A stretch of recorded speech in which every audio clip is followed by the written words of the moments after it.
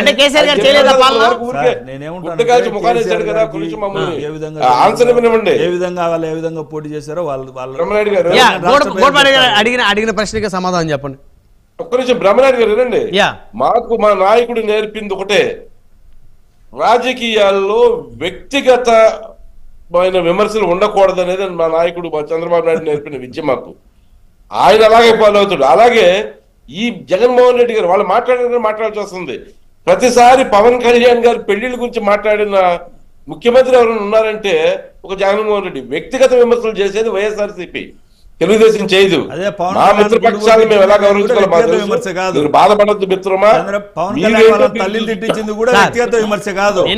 నిన్న మొన్న సునీతారెడ్డి గారు మా మీద చండాలమైనటువంటి అసభ్యకర పోస్టులు వైసీపీ సోషల్ మీడియా పెడుతున్నారు. కొంతమంది మీద కంప్లైంట్ చేశారు.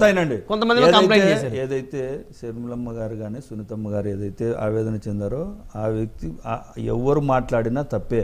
వైఎస్ఆర్సీపీ సోషల్ మీడియా అని ఏదైతే ముసుగులో మాట్లాడుతున్నారో కొంతమంది వాళ్ళ మీద చర్యలు తీసుకోవాలని మా వాళ్ళు కూడా ఏదైతే వాళ్ళ పేరు వర్రా రవీంద్ర అనే ఒక వ్యక్తి పేరు మీద ఏదైతే పోస్టులు పెట్టారో వీళ్ళు చెప్పకముందే అతనికి వచ్చిన వెంటనే పోలీసులకు కంప్లైంట్ ఇవ్వడం జరిగింది. ఇది గుర్తుపెట్టుకోవాలా. సునీతమ్మ గారు ఇవ్వకముందే వాళ్ళు ఇవ్వడం జరిగింది. వాళ్ళు ఎవరైనా సరే ఆ పేరుతో ఎవరైతే ఫేక్ ఐడీలు సృష్టించి చేశారో వాళ్ళ మీద కఠిన చర్యలు తీసుకోవాలని వైఎస్ఆర్ కాంగ్రెస్ పార్టీ తరఫున నేను కూడా కోరుకుంటా ఉన్నా. వైఎస్ఆర్ కాంగ్రెస్ పార్టీ సభ్యులు ఒకరి వ్యక్తిగత జీవితాల మీదనో వ్యక్తిత్వం మీదనో దాడి చేసే పరిస్థితి ఎప్పటికీ ఉండదు. నేను అంటున్నా, సునీతమ్మ గారు మమ్మల్ని విభేదించిండొచ్చు. ఆమె ఏబిఎన్ విత్ ఆర్కేతో కూర్చొని ఏదైతే చంద్రబాబు నాయుడు గారే మా గురువు, చంద్రబాబు నాయుడు గారు వినండి చంద్రబాబు నాయుడు గారే మా గురువు వినండి సార్, అడిగినా చెప్తాను. చంద్రబాబు నాయుడు గారు లాయర్లతో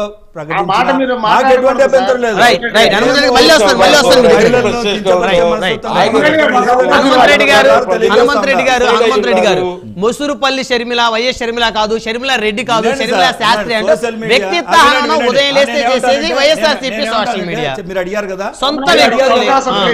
ఈ రోజు మీరు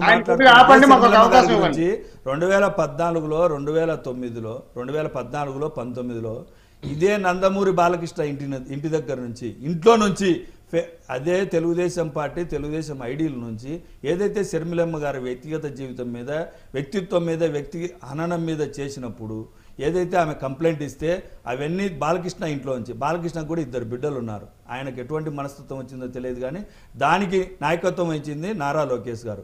ఈ రోజు అదే నారా లోకేష్ గారు అదే ఆంధ్రజ్యోతి పేపర్లో 2019 ఎలక్షన్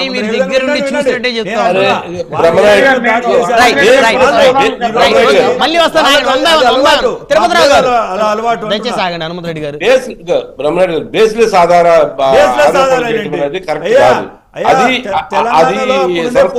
ధృవీకరించారయ్యా. బాలకృష్ణ ఇంటి దగ్గర నుంచి ఇవన్నీ జరిగాయని నారా లోకేష్ గారు దానికి నాయకత్వం వహించారని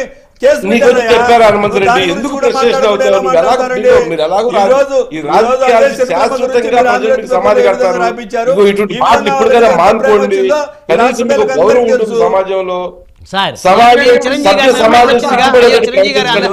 చిరంజీవి గారి మీద కోడిగుడ్లు వేయించింది కాంగ్రెస్ పార్టీలో ఉన్నటువంటి నాయకులు కదా. సోషల్ మీడియాలో చిరంజీవి గారి మీద కోడిగుడ్లు వేయలేదా కాంగ్రెస్ నాయకులు? వేయలేదా?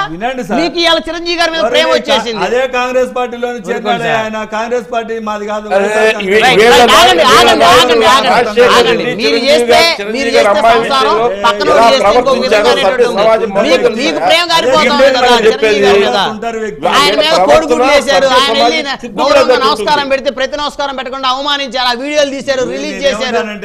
ఎంత డోడైనా మా అన్న దగ్గరికి రావాలి. మీకు వచ్చింది తెలుసు హనుమంతరెడ్డి గారు ఇవాళ రేవంత్ రెడ్డి గారు ముఖ్యమంత్రి గౌరవంగా చిరంజీవి గారిని సత్కరించారు. రేపు ఇంకో ముఖ్యమంత్రి వస్తారు, సత్కరిస్తాడు. నేను జగన్మోహన్ రెడ్డి గారు అవమానించారు. రేపు ఇంకో ముఖ్యమంత్రి వస్తారు, గుర్తుపెట్టుకోండి. మెగాస్టార్ ఎప్పుడు మెగాస్టారే. ముఖ్యమంత్రులు మారుతా ఉంటారు. 5 సంవత్సరాలకు ఒకసారి ముఖ్యమంత్రి మారుతా ఉంటాడు. పదవులు శాస్త్రం కాదు. ముఖ్యమంత్రులు మారుతా ఉంటారు. ఏదో ఒక ఫోటో తీసుకొని మాట్లాడడం. చిరంజీవి గారు నాకు బ్రదర్ మాదిరిగా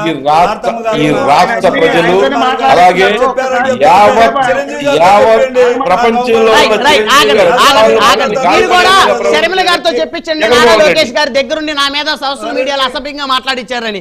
మీరు కూడా షర్మిల గారితో చెప్పించండి. షర్మిల గారితో చెప్పించండి. నాకు బాలకృష్ణ ఇంట్లో నుంచి వచ్చింది. ఆగండి దయచేసి. తిరుపతిరావు గారు చెప్పండి.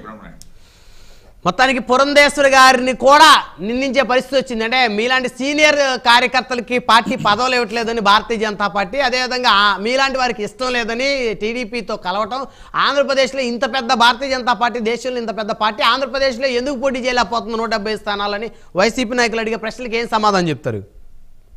బ్రహ్మనాయుడు గారు నాలాంటి కార్యకర్తలు అన్నారు. నేను కార్యకర్తలు అనలే, మిమ్మల్ని అనలేదు సార్. సార్ సార్ నాయకులు అంటున్నా, మీరు సీనియర్ నాయకులు. నేను ఎక్కడ మిమ్మల్ని లేదులేండి, నేను మాట్లాడతాను, నో డౌట్. మేము ఈ కండువా కప్పుకున్నది, పార్టీ కండువా కప్పుకున్నది అఖిల భారత విద్యార్థి పరిషత్ నుండి వచ్చిన వాళ్ళం. మేము అంటే జన్మతః మేము ఈ ఐడియాలజీతో ఉన్నవాళ్ళం. ఆ రోజు 98 ఎన్నికల్లో పనిచేయమంది, 99లో పార్టీలోకి పంపించింది నా మాతృ సంస్థ. దేనికంటే నువ్వు ఎమ్మెల్యే అవ్వు, ఎంపీ అవ్వు అని పంపించలేదు మాకు. నేనే కాదు, ఈవెన్ వాజ్పేయి, అద్వానీ గారిని పంపించింది కూడా పార్టీ పని చేసుకోమని చెప్పేసి. మోడీ గారు వచ్చింది కూడా పార్టీ పని చేసుకునే. కాబట్టి మాకేంటంటే ఏదో ఒక టార్గెట్ తో వెళ్లే వ్యక్తులు కాదు. సాధారణంగా నాలాంటి కార్యకర్తలే 90% ఉంటాం. అయితే ఇక్కడ నేను చెప్పేది ఏంటంటే, బయట నుండి వ్యక్తులు రాకుండా కేవలం నాలాంటి వ్యక్తుల వల్లనే పార్టీ ఎక్కడా అభివృద్ధి చెందలే. ఈ దేశంలో ఈ స్థాయికి రాలే. బయట నుండి వ్యక్తులు, బయట పార్టీల వ్యక్తులు మా దగ్గరికి వచ్చిన తర్వాత పార్టీ ఓన్ చేసుకుంటుంది, వాళ్ళు పార్టీని ఓన్ చేసుకుంటున్నారు.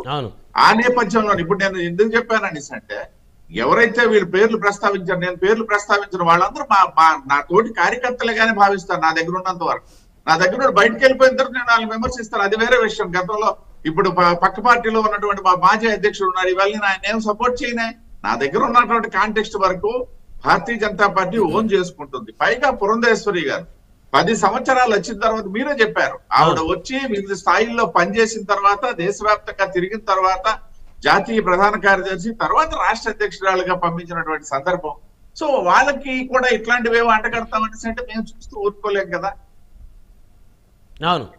పార్టీకి సంబంధించింది కూడా ఎవరు చెప్తున్నారు, మీరు ఎక్కడైనా ఇక్కడేంటి పరిస్థితి అని. ఇప్పుడు జాతీయ పార్టీగా ఈ దేశంలో ఉన్నటువంటి భిన్నత్వంలో ఏకత్వం అన్న ఆధారంగా పనిచేస్తున్నటువంటి పార్టీ భారతీయ జనతా పార్టీ. ఒక్కొక్క రాష్ట్రంలో ఒక్కొక్క స్థాయి ఉంటుంది, ఒక్కొక్క స్థాయిలో ఒక్కొక్క మెరిట్స్ ఉంటాయి, డిమెరిట్స్ ఉంటాయి. నేషన్ వైడ్ ఒక పాలసీ ఉంటుంది, ఆ పాలసీకి అనుగుణంగా ఆ రాష్ట్రంలో ఏం చేయాలని ఇవన్నీ కూడా మా దగ్గర ఉన్నటువంటి, మా ముందు ఉన్నటువంటి సవాళ్లు.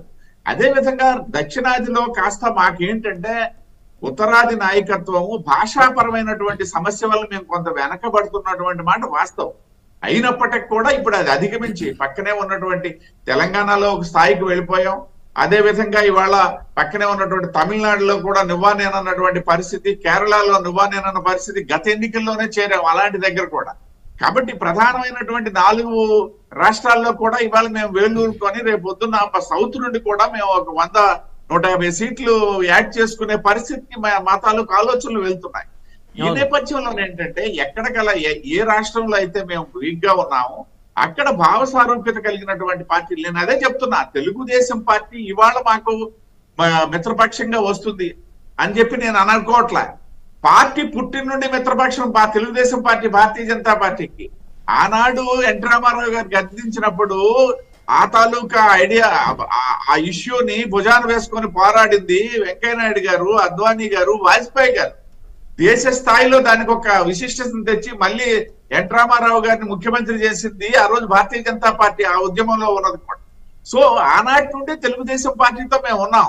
అయితే ఇక్కడ నేను చెప్పేది, ఇందాక మా జన సైనికులు అన్నారు, ఇప్పుడు వాళ్ళు తిట్టారు విడిపోయిన తర్వాత తెలుగుదేశం పార్టీకి, మేము తిట్టాము, మమ్మల్ని వారు తిట్టారు.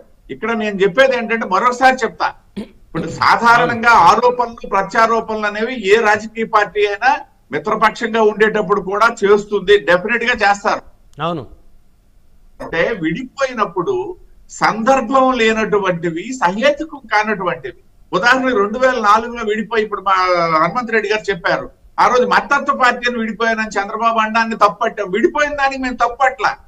మళ్ళీ 14 అయిపోయిన తర్వాత 18లో ఏమైంది, వ్యక్తిగతంగా కూడా సరే అమిత్ షా గారి మీద రాళ్ళు వేస్తే ఆయనకేం తగిలేది లేదు, ఆయన ఏమి పట్టించుకునేది లేదు.